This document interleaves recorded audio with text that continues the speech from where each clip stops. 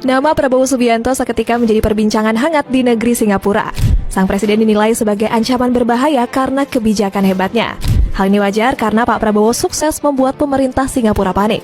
Pasalnya kebijakan dirinya menyimpan SDA membuat negeri Singa harus terkena imbas. Penasaran kisahnya seperti apa? Dengerin ceritaku sampai selesai. Kebijakan berani menyimpan devisa SDA. Prabowo Subianto nggak henti-hentinya membuat gebrakan baru untuk Indonesia. Terbaru, sang presiden sukses bikin negara asing gigit jari dengan kebijakannya. Pasalnya, RI1 tiba-tiba ingin menyimpan sumber daya alam di dalam negeri. Politikus 78 tahun itu bersikukuh bahwa kekayaan alam Indonesia harus dipergunakan untuk kepentingan rakyat. Sontak, keputusan Pak Prabowo bikin sejumlah negara asing ketar-ketir. Sebab mereka nggak bisa lagi merampas aset alam Indonesia seperti sebelumnya. Akhirnya, Pak Presiden memprediksi perekonomian Indonesia bakal semakin maju dengan kebijakan tersebut. Dengan langkah ini di tahun 2025, devisa hasil ekspor kita diperkirakan bertambah sebanyak 80 miliar dolar Amerika.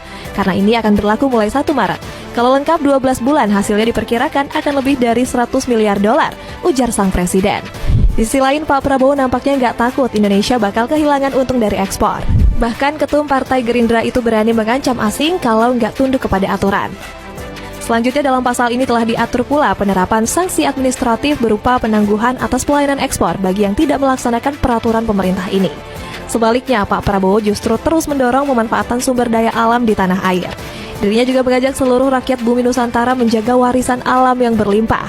Pasalnya, sang presiden sangat kesal melihat kekayaan Indonesia yang terus dicuri asing. Kita tahu, kita mengerti, datanya ada. Faktanya ada bahwa negara kita negara yang sangat kaya, luar biasa kayanya. Karena itu kita harus bertekad, kita tidak boleh izinkan kekayaan kita diambil. Berhasil bikin Singapura menderita. Kebijakan terbaru Prabowo Subianto sukses membuat sejumlah negara menderita.